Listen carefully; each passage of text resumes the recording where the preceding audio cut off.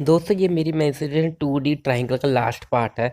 इसमें मैंने आपको ट्रायंगल का हर कॉन्सेप्ट करा दिया है।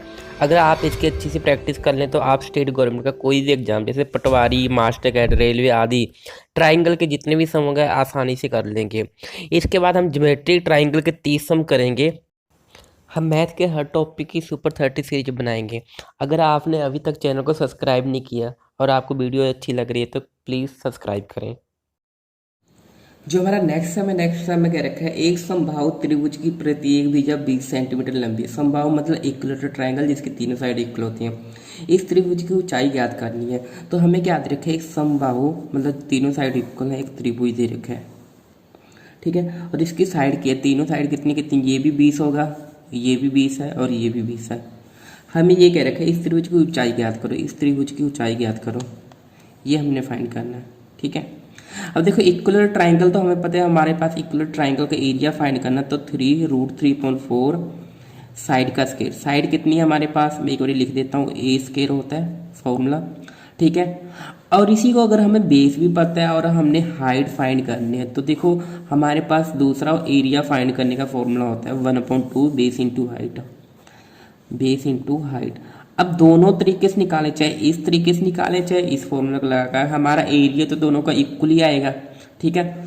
तो अब हमें जो चीज़ दे रखी है वो फिल करते हैं, तो ऑटोमेटिकली हमारा क्या आएगा, जो चीज़ फाइंड करने आंसर आएगा।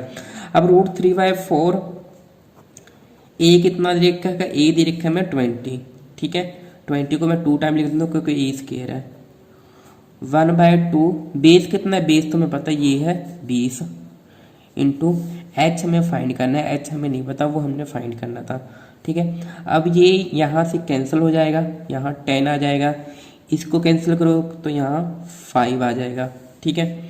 तो हमारे पास √3, 20 को 5 से किया 100 आ गया, मल्टीप्लाई करना कर लो, नहीं तो ये इधर आ गया, कटेगा ही कटेगा।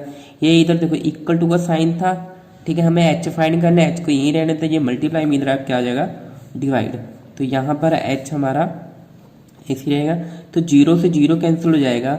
अब √3 की वैल्यू अगर यहाँ तक वैल्यू दे रखे ठीक है, √3 10√3 आ जाएगा, नहीं तो अगर आपको आगे भी निकालना तो हमें पता है √3 की वैल्यू कितनी होती है, 1.732, ठीक है। तो अगर मैंने √3 की वैल्यू यहाँ रख दी 1.732 और इंटू हमने 10 किया, तो ये हमारा आंसर आएगा 17.32, ठीक है, सेंटीमीटर। तो ये हमारा आंसर आएगा। अब जो हमें अगला सम है, इसमें एक हमें ट्रायंगल दे रखा है ए बी सी, और इसमें एक पैरेलल लाइन दे रखी है, बी सी की पैरेलल एक डी दे रखा है जो कि इसके मिड पॉइंट वगैरह से बना होगा। तो A D B D A इनकी वैल्यू दे रखी है, हमें ई सी की वैल्यू फाइंड करनी है। आप याद रखना हमारे पास एक बी पी टी थ्योरम होती है जिसे हम थेल्स थ्योरम भी बोलते हैं। किसी ट्राइंगल के बीच में अगर बेस के पैरेलल कोई लाइन दे रखी है तो इसको क्या करता है, ये A D upon D B A upon E C, ये हमारी थ्योरम होती है। अगर किसी ट्राइंगल में हमें बेस की पैरेलल कोई लाइन दे रखी है तो इसको इस रेशो डिवाइड करेगा, A D upon D B और ए ई अपॉन ई सी, मतलब इसका जो रेशो होगा इसके रेशो को इक्वल होगा। तो आप डायरेक्टली हमें अगर ये रिजल्ट याद है तो डायरेक्टली पता है हमें ई सी फाइंड करना है, एक्स की वैल्यू क्या होगी। अब देखो ये क्या है, ये 1.5 है, ये 3 है, ये इसका कितना है, डबल है, तो जो ये होगा ये भी इसका क्या होगा, डबल होगा। अगर ये 1 है तो 1 का डबल क्या होगा, 2। तो हमारा इस तरीके से x की वैल्यू कितनी आएगी, 2 आ जाएगी। नहीं तो आप इस अगर ये रिजल्ट याद है इसमें भी फिल कर सकते हैं, ए डी की वैल्यू 1.5 भर दी मैंने, डी वी की वैल्यू 3 भर दी, ए ई हमें 1 दे रखी थी, ई सी में फाइंड करना, एक्स पता करना था। तो जब आप इसको काटोगे तो 1.5 को 2 से करेंगे 3 होता है, अब क्रॉस मल्टीप्लाई कर दो, एक्स इधर चला जाएगा, ये 2 इधर आकर मल्टीप्लाई, तो एक्स की वैल्यू कितनी आ जाएगी, 2 आ जाएगी। जो हमारा नेक्स्ट में हमें क्या है, सर्कल दे रखे हैं, सर्कल से हमें 2 टेंजेंट ड्रॉ कर रखे हैं, और ये टेंजेंट क्या है हमारा बाहर जाके इस पॉइंट पे मीट कर रहे हैं, और ये जो टेंजेंट की पॉइंट है ये हमारे क्या है, रेडियस यानी सेंटर से हमें क्या है ये मीट कर रहे हैं, ठीक है। तो इसमें हमने 110 ये दे रखा है, हमें ये फाइंड करना है, ठीक है। अब इसको ध्यान से देखो, ये इसको ध्यान से देखो, इसकी 4 भुजाएं बढ़ रही हैं, तो ये कहीं ना कहीं चतुर्भुज यानी क्वाड्रिलेटरल बन रहा है।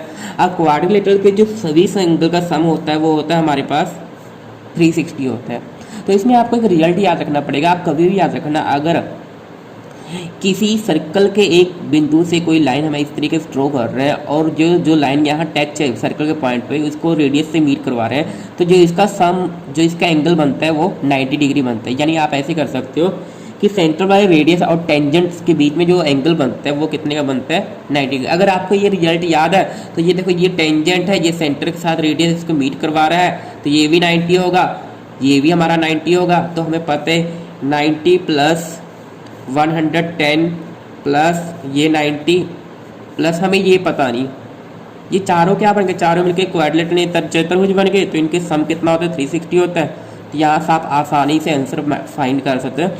11 9 20, 20 9 29, ठीक है।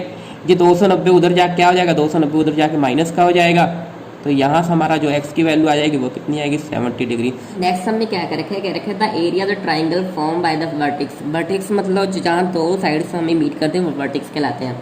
इनके में पॉइंट दे रखा है, ए पॉइंट दे रखा है, बी पॉइंट दे रखा है और सी पॉइंट दे रखे हैं। हमको कह रखा है बाय यूजिंग द फॉर्मूला, हमें कोई फॉर्मूला यूज करना है और find the area of triangle, हमें क्या करना है, ट्राइंगल का एरिया फाइंड करना है। तो इसमें एक चीज़ याद रखना, अगर आपको कोऑर्डिनेट्स मतलब एक्स वाई कोऑर्डिनेट्स दे रखे मतलब 2 पॉइंट दे रखे इस तरीके से, ठीक है, तो ट्राइंगल का एरिया फाइंड करने का फॉर्मूला हमारे पास है 1/2x1 y2 y3 plus x2 y3 y1 plus x3 bracket में y1 माइनस y2।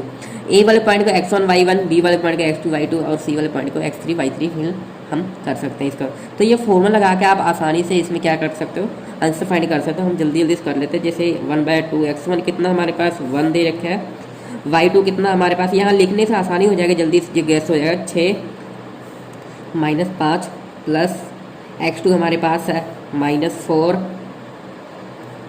y3 हमारे पास है 5 -1, एक माइनस उनका था एक माइनस हमारा होगा, तो माइनस में प्लस हो जाएगा, प्लस x3 हमारे पास कितने, हमारे पास -3 है, फिर y1 हमारे पास -1 है और y2 कितना हमारे पास, y2 हमारे पास 6 है, प्लस y2 -6। तब इसकी कैलकुलेशन करोगे जब आप, तो जब इसकी आप कैलकुलेशन करोगे, इस कैलकुलेशन करने के बाद जो आपका एंड में आ जाएगा फॉर्मूला 24 स्क्वायर यूनिट हमारा आंसर आ जाएगा। इसको हम एक तरीके से और कर सकते हैं, जैसे मान लो हमें ये पॉइंट दे रखे हैं, आप क्या करो, पहले ए पॉइंट दे रखा है हमने ऐसे लिख लिया 1 -1, फिर हमें बी पॉइंट दे रखा था 4 -4,6, फिर हमें सी पॉइंट दे रखा है -3 -5, ठीक है। इसमें क्या करना था, जो पहला पॉइंट होता है इसको रिपीट करके लिखना होता है, तो लास्ट में पहला पॉइंट मैंने रिपीट करके लिख लिया, ठीक है। उसके बाद क्या है हमारे पास, ये 1/2 आगे होता है, तो यहाँ 1/2 लिख लिया। अब देखो क्या करना है, हमने ये बड़ी ब्रैकेट छोटी ब्रैकेट इस तरीके से मल्टीप्लाई करो, 6 × 6, अब -4 को -5 से किया 20 आ जाएगा, ठीक है। -3 को -1 से किया हमारे पास प्लस का 3 आ जाएगा, ये ब्रैकेट। अब हमने उल्टे जाना, जब उल्टे जाएंगे तो यहाँ माइनस का साइन लग जाएगा। -1 को 1 से मल्टीप्लाई किया, -5 को 1 से मल्टीप्लाई किया -5 आ जाएगा, -3 को 6 से मल्टीप्लाई किया हमारे पास -18 आ जाएगा, और -4 को हमने -1 से मल्टीप्लाई किया तो 4 प्लस का आ जाएगा। तो उसके बाद कैलकुलेशन कर लो आप, 20 6 26 3 29, ये हमारे पास 18 5 23, माइनस का 23 प्लस का 4, तो माइनस का 19 और एक माइनस बाहर है तो प्लस का 19 बन जाएगा। तो 1/2 ये कितना हो जाएगा हमारे पास 48, जब कैंसिल आउट करोगे तो 24 स्क्वायर यूनिट, यहाँ से भी हमारा आंसर आ जाएगा। आगे हम 2-3 सम थोड़ा सा हम ज्योमेट्री के ट्राइंगल को करेंगे। वैसे मैं आपको बता दूं, मैं ज्योमेट्री के अलग से ट्राइंगल के ऊपर 30 सम की वीडियोस बनाऊंगा। फिलहाल हम 2-3 सम इसलिए कर रहे हैं ताकि हमें पता लग जाए कि जो हमारी मेंसुरेशन या ज्योमेट्री की जो ट्राइंगल होती है उसमें जो हमारी ट्रिक होता है वो आखिर बनता कैसे है। सिर्फ थोड़ी कैलकुलेशन आसान करने के लिए हमें कुछ रिजल्ट याद हो जाते हैं और उससे हमारा क्या हो जाता है, हमारे सम जल्दी सोल्व हो जाते हैं, तो वो हमारा एक तरह का ट्रिक बन जाता है। तो इसमें क्या है, आपको रिजल्ट याद करना होता है मेनली, वही हमारी ट्रिक बन जाती है। अब देखते हैं, जैसे हमें ये सम दे रखे हैं, ये सम हिंदी में दे रखे हैं। एक समबाहु आपको पता है जिसकी तीनों साइड क्या होती है, इक्वल होती है। ट्राइंगल ए बी से एक आंतरिक बिंदु मतलब अंदर कोई सेंटर बन रहा होगा, इसको ओ से भुजा BC, ये भुजा आपको BC दे रखी है, उसके बाद AC दे रखी है और उसके बाद हमें दे रखा है ये AC AB और BC। इसको ऊपर आपको कहकर लंब मतलब परपेंडिकुलर, जो 90 डिग्री का एंगल बनाते हैं। जैसे देखो ये हमें क्या है, यहाँ से OD हमें दे रखा है, ये 90 डिग्री का एंगल बना रहा है किसके ऊपर, AC के ऊपर, ठीक है। इसी तरीके से OE और AOF खींचे गए। इन लंबों की लंबाई, OD की लंबाई जो हमें दे रखी है वो दे रखी है हमें 24। मैंने इसको H1 पहले ही मान लिया क्योंकि हमें जरूरत पड़ेगी। OE दे रखा है हमारे पास 20, उसके बाद हमें दे रखा है हमें OE 22, सॉरी ये हमें दे रखा है ओ एफ दे रखे हैं हमें, ओ एफ दे रखा है हमें 22 सेंटीमीटर। तो इसके बाद इसमें क्या रखा है, ए बी सी का क्षेत्रफल बात करो। अच्छा देखो हमारे पास क्या है, हमें ए बी सी का अगर एरिया फाइंड करना होता है, तो हमारे पास फॉर्मूला क्या होता है, हमारे पास फॉर्मूला होता है √3/4 ए स्क्वायर होता है। अब हमें ए नहीं पता, ठीक है, हम इसको एक्स मान लें, कोई दिक्कत नहीं, ए नहीं पता हम एक्स मान लेते हैं, ठीक है। अब हमें इसमें सिर्फ एक्स की वैल्यू चाहिए। अब एक्स की वैल्यू सिर्फ इस फॉर्मूले से तो कहीं से हमें पता लग रहा है कैसे निकल रहा है कैसे नहीं, ठीक है। हम एक चीज़ और कर सकते हैं, इसी के बेस पे दूसरा कोई फॉर्मूला देखते हैं। अगर आप यहाँ ध्यान से देखो, हमारे पास 3 ट्राइंगल बन रही है। एक ट्राइंगल तो ये बन रही है, देखो यहाँ से ये ए ओ बी, और एक ट्राइंगल ये बन रही है बी ओ सी, और एक ट्राइंगल हमारे पास बन रही है ये ए ओ सी, यानी कि ए ओ बी, उसके बाद ट्राइंगल बी ओ सी, उसके बाद क्या है हमारे पास ट्राइंगल ए ओ सी। अब चाहे मैं अब इन तीनों को अगर मिलाता हूं तो एक हमारा ये प्रॉपर पूरे का पूरा ट्राइंगल बन जाता है। अगर इन तीनों ट्राइंगल्स का एरिया, मैं तीनों ट्राइंगल्स का एरिया ऐड करता हूं तो मेरा पूरे का पूरा एरिया आ जाएगा, ठीक है। तो हमारे पास क्या होता है, हमें पता है हमारे पास अगर हम इस ट्राइंगल को लें ए ओ बी को, तो हमारे पास एक और फॉर्मूला होता है 1/2 बेस इंटू हाइट। अब ए ओ बी में देखो बेस क्या है, बेस हमने क्या है सभी साइड को एक्स माना था, बेस क्या हो गया हमारे पास एक्स हो गया, और ये हमारा क्या है परपेंडिकुलर ओ एफ की आपको लेंथ दे रखी है 22, बेस इंटू हाइट 22, प्लस ऐसे बी ओ सी का, ऐसे हमने सबकी वैल्यू फिल कर ली। अब सब में देखो जब यहाँ तक की बात करते हैं वहाँ 1/2x सब में क्या आ रहा है हमारा कॉमन आ रहा है, तो बीच में क्या बचा हमारे पास 22 बचा, ठीक है। उसके बाद हमारे बचा 24, ये 22, ठीक है, और उसके बाद क्या बचा हमारे पास 22, ठीक है। तो अब इसकी बात करें हमारे पास, तो ये किसकी इक्वल दे रखा है हमें √3/4 एक्स स्क्वायर की इक्वल, यहाँ एक एक्स से हमारा एक एक्स कट जाएगा, ठीक है। और ये हमारा जब ऐड करोगे तो ये हो जाएगा 20×3 = 2x 2 × 1/2 × 66 हो गया हमारे पास, ठीक है। और यहाँ √3/4 एक्स बचा हमारे पास, ये कैंसिल आउट करोगे 33, ठीक है। साथ में क्या हमारे पास √3/4 एक्स हमारा यहाँ तक आ गया। अब हमें यहाँ अगर x की वैल्यू निकाल लें तो x की वैल्यू मैं निकाल लेता हूँ, यहाँ पर x यहीं रहने दिया, ये क्रॉस मल्टीप्लाई होगा 33 × 4, ये √3 इधर आके डिवाइड हो जाएगा, तो कुछ हमारा ये बन गया, x की वैल्यू आ गई, ठीक है। हमारे पास क्या x की वैल्यू आ गई। अब हमें इक्वलेटर ट्राइंगल, ये पूरे ट्राइंगल का हमने अगर एरिया फाइंड करना तो इसका हमें पता है √3/4 एक्स स्क्वायर होता है, ये एरिया ऑफ ट्राइंगल की बात कर रहा हूँ, ठीक है। तो यहाँ हमें पता है √3/4 एक्स की वैल्यू कितनी आई है, एक्स की वैल्यू हमारी ये आई है, तो मैं इसकी वैल्यू फिल कर देता हूँ 33 × 4/√3। ये देखो एक्स की स्क्वायर इस करके इसको मैं 2 टाइम लिख देता हूँ, 33 × 4/√3। अब ये √3 से ये √3 कैंसिल हो जाएगा हमारा, ये हमारा 4 से 4 कैंसिल हो जाएगा, ठीक है। उसके बाद हम कैलकुलेशन करते हैं, हमारे पास ये रिजल्ट आ रहा है अभी तक। हमें पता है अगर √3 के नीचे वाले को कैंसिल करना होता तो ऊपर नीचे इसे करते रैशनलाइजेशन कर देते हैं, तो ये क्या हो जाएगा, ये स्केयर हो जाएगा। स्केयर करोगे तो आपके पास ये क्या बन जाएगा नीचे 33 × 4 × √3 ये कैंसिल करोगे तो ये रूट के साथ रूट कैंसिल हो जाएगा, और ये हमारा क्या है 11 के टेबल पे चला जाएगा। अब अगर हम सबको मल्टीप्लाई करें तो हमारे पास ये आ जाएगा 1452 √3 सेंटीमीटर स्क्वायर। तो अब जब हम इसको बेसिक से ऐसे कर रहे तो हमारे काफ़ी सारे स्टेप आ रहे थे। अब हमें ज़रूरत थी कि इतना टाइम क्या पेपर में मिल पाएगा कि नहीं मिल पाएगा। कंसेप्ट तो हमारा क्लियर, तो हमारा कोई भी सवाल अड़ेगा नहीं, मतलब निकल जाएगा, ठीक है। इसमें आप कैलकुलेशन फास्ट कर सको थोड़ी बहुत। अब हमें क्या होता है, अगर इसकी हम ट्रिक की बात करें तो हम कई बार क्या करते हैं, इसको जब सोल्व कर रहे होते हैं तो हम एक रिजल्ट तैयार कर लेते हैं। वो रिजल्ट क्या है, हर जगह इस तरीके से सम पे अप्लाई हो जाता है। पहले मैं आपको बताता हूँ वो रिजल्ट है क्या, क्योंकि देखो अब एक तो वीडियो बड़ी हो जाती है, दूसरा मैं आपको बताता हूँ इसी सम का, जैसे मैंने पहला स्टेप लिखा था मैंने उसी स्टेप को लिख लिया। तीनों ट्राइंगल्स का एरिया जब निकालते हैं और ऐड करते हैं तो बड़े ट्राइंगल के इक्वल आ जाता है। अब इसको मैंने कैलकुलेशन आ गया है करते करते डॉट मैंने कैलकुलेशन की, तो यहाँ से हमें पता है ये इक्वलेटर ट्राइंगल का एरिया होता है। जब मैंने कैलकुलेशन बनाई तो ये हमारा एक रिजल्ट तैयार हो गया था। अगर आपको किसी इक्विलेटरल ट्राइंगल में आपको परपेंडिकुलर दे रखा है, यानी कि उनकी हाइट का डिस्टेंस हमें दे रखा हो तो हम डायरेक्टली क्या कर सकते हैं, हमारे पास फॉर्मूला बन गया ये √3/3। H1 की वैल्यू कितनी थी हमारे पास, H1 की वैल्यू 24, H2 की कितनी थी 20, और H3 की कितनी थी हमारे पास 22। तो डायरेक्ट हम इसको फिल करके हमारे पास क्या आ जाएगा, इसका आंसर निकाल देंगे। ये 66 बन जाएगा, ऊपर स्क्वायर था तो 66 हमने 2 बार लिख दिया, ठीक है, ये नीचे सॉरी 3 था, तो 3 से जब मल्टीप्लाई इसको काटो तो यहाँ 22 आ जाएगा, और जब मल्टीप्लाई करोगे तो 1452/√3 हमारा डायरेक्ट क्या आ जाएगा आंसर। तो ये सिर्फ हमारा इतने निकल गया था, जबकि यहाँ हमें इतनी सारी कैलकुलेशन करनी पड़ी थी। तो अगर इससे बचना तो आपको ऐसे कुछ रिजल्ट याद कर लेने पड़ेंगे जो आपकी ट्रिक होगी। अब इसी बेस पे हम 2-3 सम और करेंगे, पर वहाँ मैं ये सब आपको बताऊंगा नहीं ये रिजल्ट बना कैसे, क्योंकि मुझे नहीं लगता कि ये सब आपको बताने की जरूरत है। आप किसी तरीके से वो रिजल्ट याद कर लो कि कौन से कंडीशन कहाँ कौन सा रिजल्ट दिया जाएगा, तो वो आपका क्या होगा, आपका ट्रिक होगा। जैसे हम आगे कुछ सम करते हैं, इसकी हम डेफिनेशंस को समझ लेते हैं। ये ओनली जो ट्रिक होगी इक्विलेटरल ट्रायंगल के लिए होगी। पहले हम सीखते हैं सेंट्रोइड क्या होता है। सेंट्रोइड देखो हमारे पास कोई इक्विलेटरल ट्रायंगल या कोई भी ट्रायंगल दे रखा है, पर मैं इक्विलेटरल ट्रायंगल के लिए ही कर पाऊंगा जी आपके लिए। सेंट्रोइड में क्या होता है, अगर आपके पास मीडियन, ये मान लो एक मीडियन यहाँ से ड्रॉ करते हैं, एक मीडियन यहाँ से ड्रॉ करते हैं और एक मीडियन यहाँ से ड्रॉ करते हैं, तो ये सेंटर वाला पॉइंट क्या होगा, सेंटर वाला पॉइंट हमारा सेंट्रोइड या हमारा केंद्र कहलाएगा। अब मीडियन होता क्या, मान लो ये लाइन है, ऊपर से मैंने एक मीडियन ड्रॉ की, तो मीडियन इनको 2 इक्वल भाग में डिवाइड कर देता है।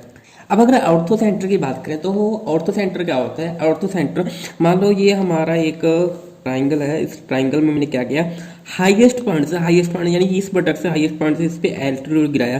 तो इस तरीके से जो भी ट्राइंगल होगा जो एल्टीट्यूड से बना होता होगा, जो एल्टीट्यूड से मतलब हाईएस्ट पॉइंट से गिरा के बना होता होगा, उसके मीटिंग पॉइंट को हम क्या बोलेंगे, ऑर्थो सेंटर बोलेंगे। उसकी मीटिंग पॉइंट को क्या बोलेंगे हम, ऑर्थो सेंटर। ये हमारा एल्टीट्यूड से बना होगा।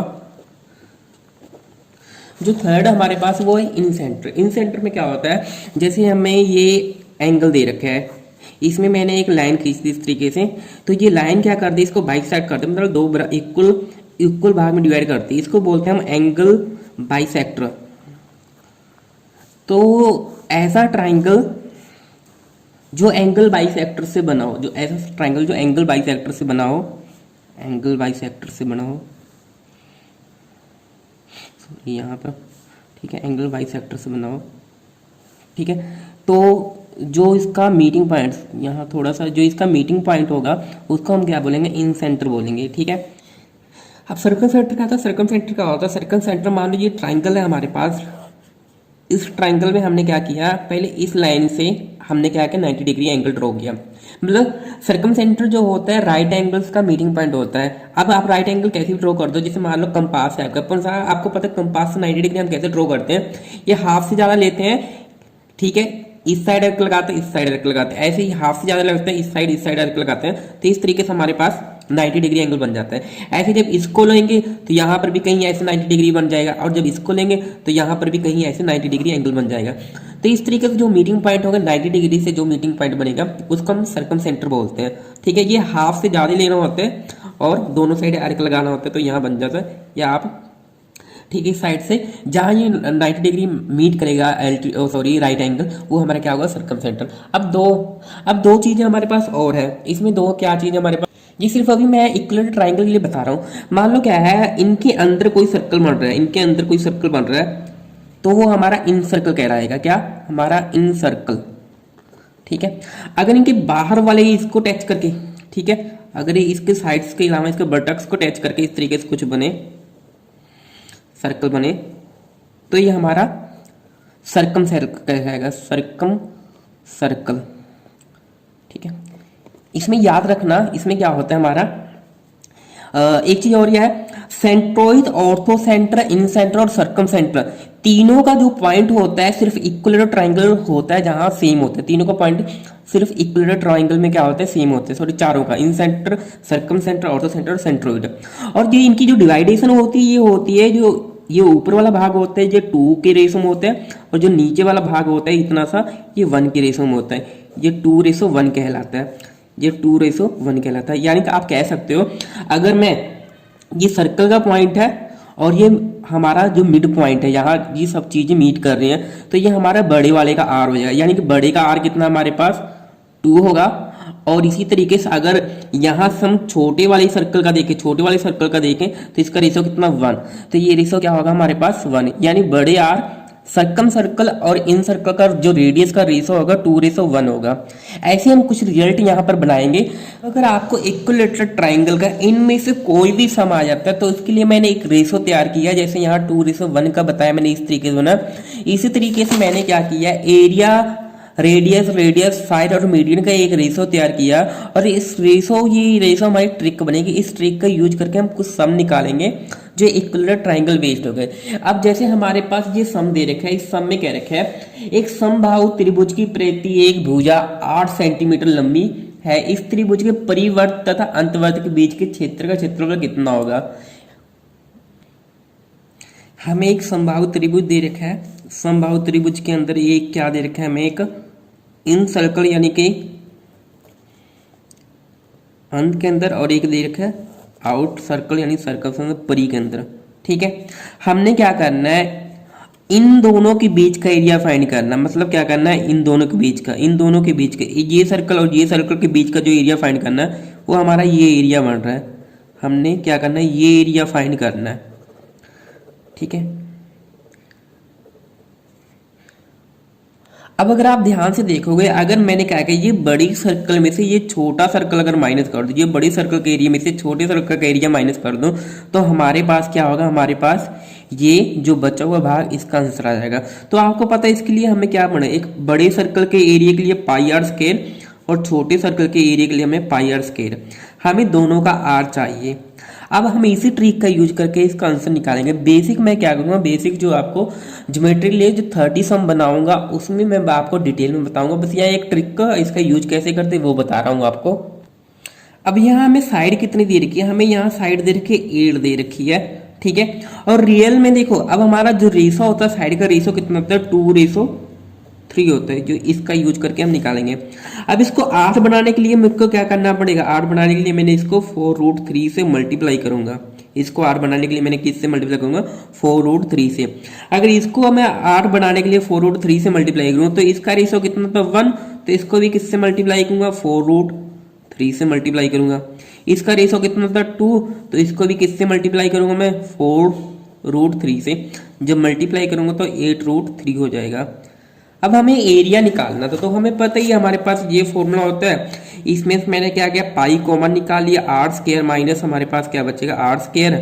ठीक है, अब पाई की वैल्यू आप यहाँ फिल कर दो, पाई की वैल्यू कितनी थी 22/7।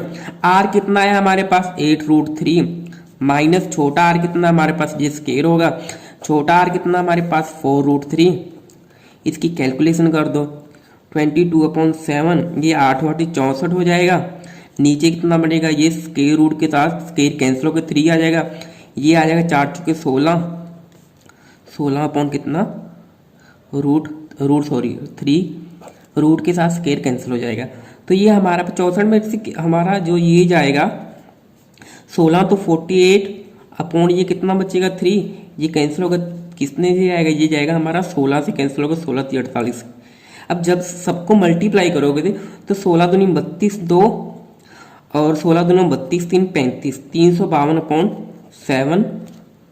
ठीक है, अब 352/7 इसको आप फ्रैक्शन में लिखोगे तो इसको डिवाइड करो, 5 7 35 नहीं आ रहा 0, तो ये हमारा क्या आ जाएगा, आंसर आ जाएगा। एक सम और लेकर देखते हैं हम इसी टाइप। ये हमारा लास्ट सम है 31st सम। इसमें क्या दे रखा है, एक समबाहु त्रिभुज की प्रत्येक भुजा दे रखी है हमें 24 सेंटीमीटर। एक समबाहु त्रिभुज की प्रत्येक भुजा दे रखी है हमें 24 सेंटीमीटर। उसके बाद क्या रहेगा, इसके अंतवृत्त का क्षेत्रफल क्या है, इसके अंतवृत्त का क्षेत्रफल फाइंड करना हमने, मतलब इसका क्षेत्रफल फाइंड करना है हमने। ये जो अंतवृत्त बनेगा इसके लिए हमें रेडियस की जरूरत पड़ेगी। देख लो, मैं बार बार कह रहा हूँ, जो ज्योमेट्री का मैं 30 पार्ट है उसमें मैं आपको बेसिक और इससे रिलेटेड एंगल और इससे रिलेटेड बहुत सारे सम करवाऊंगा, इसलिए इसको सिर्फ मैंने थोड़ा सा ट्रिक बताने के लिए आपको बता रहा हूँ। तो हमें पता है हमें क्या चाहिए, हमें पहले गिवन क्या है, यहाँ पर गिवन है हमें लेकर साइड दे रखी है, साइड दे रखी है हमें 24। ठीक है, हमें रेडियस आर, छोटा आर चाहिए साइड, और जो हमारे पास रेडियस का जो हमारे पास रेशो होता है वो 2√3 यहाँ देख लो आप, और ये 1 का होता है। अब साइड दे कितनी रखी है हमें, साइड दे रखी है 24। अब इसको अगर मैंने 24 बनाना था तो मैंने किससे मल्टीप्लाई किया, 12√3 से मल्टीप्लाई किया इसको, 12×24, ये √3 से 3 कैंसिल हो जाए। अगर इसको इससे मल्टीप्लाई किया तो इसको भी इससे मल्टीप्लाई करना पड़ेगा। तो यहाँ से क्या आ जाएगा हमारे पास, जो छोटा आ रहा है वो 12√3 आ जाएगा। तो उसके बाद क्या है हमारे पास, फॉर्मूला होता है सर्कल का एरिया फाइंड करने का, क्या फॉर्मूला होता है, पाई आर स्क्वायर। पाई ऐसे ही रहने दिया, आर की वैल्यू कितनी है 12√3, को 2 टाइम लिख लिया या स्केयर कर लिया तो ये कितना हो जाएगा, पाई 12 का 144 √3 से ये स्केयर कैंसिल होकर 3 आ जाएगा। इसको आप जब कैंसिल करोगे तो 4 × 12, यहाँ बचा 2, 8 × 24, तो 48 पाई हमारा क्या आ जाएगा, आंसर आ जाएगा। तो दोस्तों आप देखोगे मैंने जो मेंसुरेशन 2D के हिसाब से ट्राइंगल कराई है, इसमें मैंने हर तरह के सम करवा दिया। अगर आप इस लेवल के सम कर लेते तो आपका कोई भी पेपर जो स्टेट एग्जाम का है, कोई भी आपका क्वेश्चन नहीं छूटेगा। इसके बाद मैं क्या करूँगा, इसके बाद मैंने ज्योमेट्री के बेस पे ज्योमेट्री के बेस पे भी मैं ट्राइंगल कराऊंगा, जिसमें आपको क्या है 30+ सम आपको करवाऊंगा जो भी मेन इंपॉर्टेंट होंगे। तो फिलहाल आप इसकी प्रैक्टिस कर लीजिए, और अगर आपको ये सम अच्छे लगे, वीडियो अच्छी लगी हो तो प्लीज़ इसको लाइक, शेयर और सब्सक्राइब जरूर करें। Thank you.